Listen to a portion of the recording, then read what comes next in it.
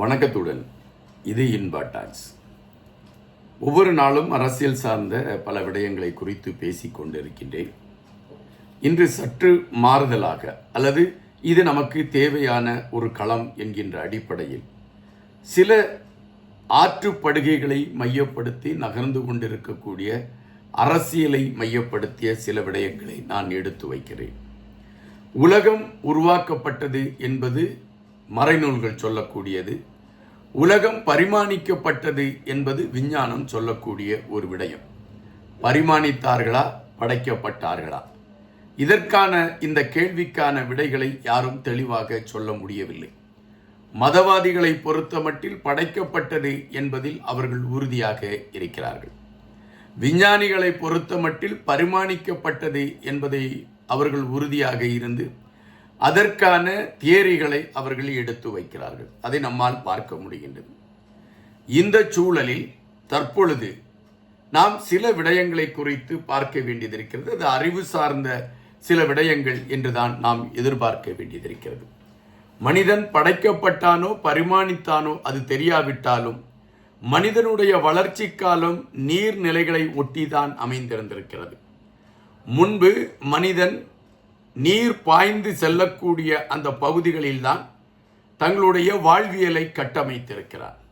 எனவேதான் ஆற்றுப்படுகைகளை மையப்படுத்தி ஒரு பெரிய நாகரிகம் ஒளிந்திருக்கிறது என்று பலரும் பேசிக்கொள்வார்கள்.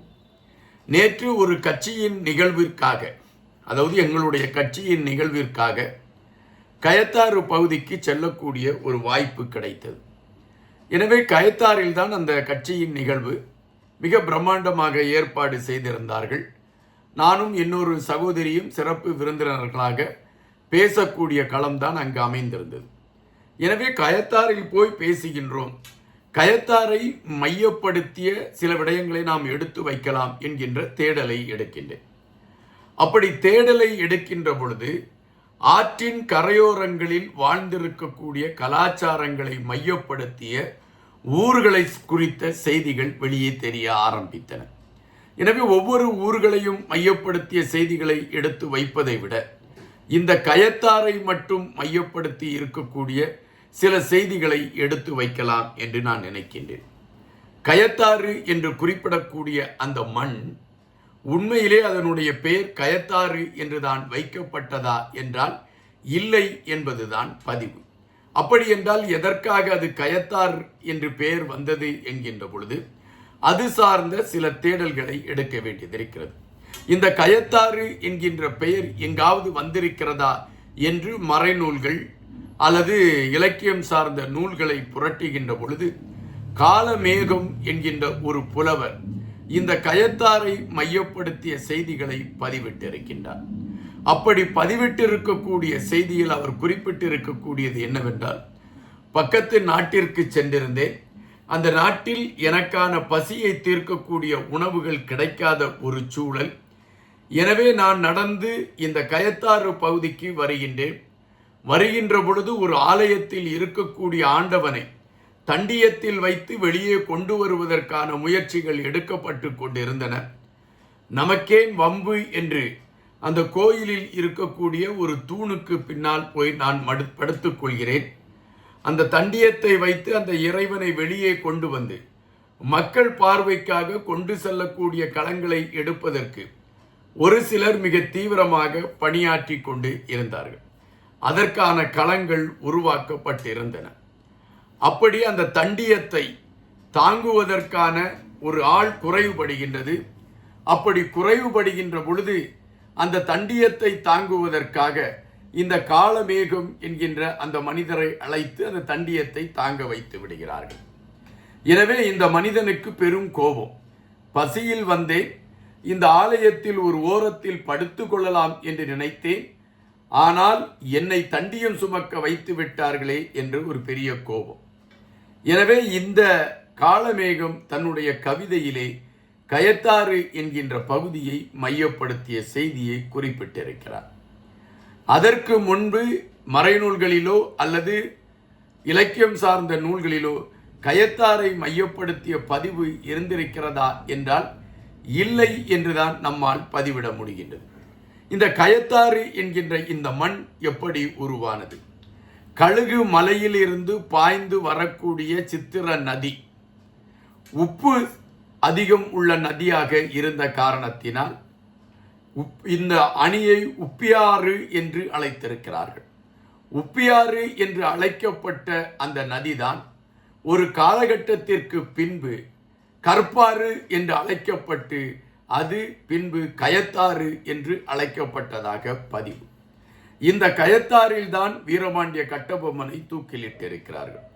எதற்காக?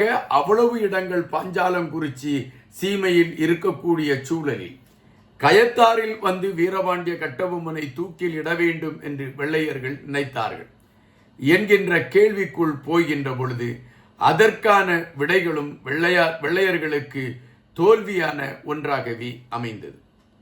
அப்படி என்றால் இந்த கயத்தாறில் வீரபாண்டிய கட்டபொம்மனை தூக்கில் இட வேண்டும் என்கின்ற திட்டமிடுதல் உருவாக்கப்பட்டிருக்கிறது என்றால் அந்த கயத்தாறு ஒரு வலிமையான பூமியாக இருந்திருக்க வேண்டும் என்கின்ற தேடல் வருகின்றது. பாஞ்சாலங்குறிச்சி கோட்டை எப்படி உருவாக்கப்பட்டது என்கின்ற பொழுது ஒரு முயலை ஒரு நாய் விரட்டி கொண்டு செல்கின்றது. பாஞ்சாலங்குறிச்சி கோட்டை கட்டப்பட்டு இருக்கக்கூடிய இடத்துக்கிட்டு வருகின்ற பொழுது திடீரென்று முயல் நாயை பார்த்து சீறி விடுகிறது. எனவே முயலின் கோபத்தை பார்த்த நாய் பயந்து ஓடி வருகிறது. இதை பார்த்த பாண்டிய மன்னன் வீரபாண்டிய கட்டபொம்மன் இந்த இடத்தில்தான் நமக்கு கோட்டை கட்ட வேண்டும் என்று பாஞ்சாலங்குறிச்சி கட்டிவிடுகிறான். கட்டி முடிக்கப்பட்ட அந்த பாஞ்சாலங்குறிச்சியை வரி கட்டவில்லை என்கின்ற அடிப்படையில் கையகப்படுத்துவதற்கு ஆங்கிலேயர்கள் முயற்சி செய்கிறார்கள். அதற்கு அவன் இசைவு தரவில்லை. அதன் பின்பு நடந்த கதைகள் உங்களுக்கு தெரியும். தூக்கிலிடுவதற்காக எதற்காக கயத்தாற்றில் அந்த வீரபாண்டிய கட்டபொம்மனை அழைத்து வந்தார்கள் என்றால் அப்பொழுது உள்ள சூழலில் கயத்தாருக்கென்று ஒரு வரலாற்று பின்னணி இருந்திருக்கிறது என்பதுதான் நிஜம். எனவேதான் கயத்தாரை மையப்படுத்திய செய்திகளை தேடுகின்ற பொழுது கயத்தாரை மையப்படுத்தி சில செய்திகள் வருகின்றன. ஒன்று, அந்த நீர்நிலைகள், அதாவது நதியில் இருந்து பாய்ந்து வரக்கூடிய நீர்நிலைகள் கயத்தாரை குளிர்விக்கக்கூடிய களத்தை எடுத்துக்கொண்டு இருந்தது. ஆனால் இப்பொழுது அதுபோன்ற சூழலை உருவாக்குவதற்கு அரசியல்வாதிகள் களம் அமைத்திருக்கிறார்களா என்றால் இல்லை. கயத்தாறு இன்றும் பாராத முகம் கொண்ட ஒரு பிள்ளை போலதான் நடத்தப்படுகிறது. அங்கு 3 முறை அமைச்சராக இருந்தவர்கள் கூட கயத்தாரை மையப்படுத்திய நகர்வுகளுக்கு ஒரு முதன்மை கொடுக்கவில்லை. தற்பொழுது கயத்தாருக்கான அடையாளம் உருவாக்கப்பட்டிருக்கிறது. அந்த உருவாக்கப்பட்டிருக்கக்கூடிய அடையாளத்தில்தான் அந்த மாவட்ட செயலாளர் கயத்தாரை ஒரு அடையாளத்தின் உச்சமாக வைத்திருக்கக்கூடிய களங்களை நம்மால் பார்க்க முடிகின்றது.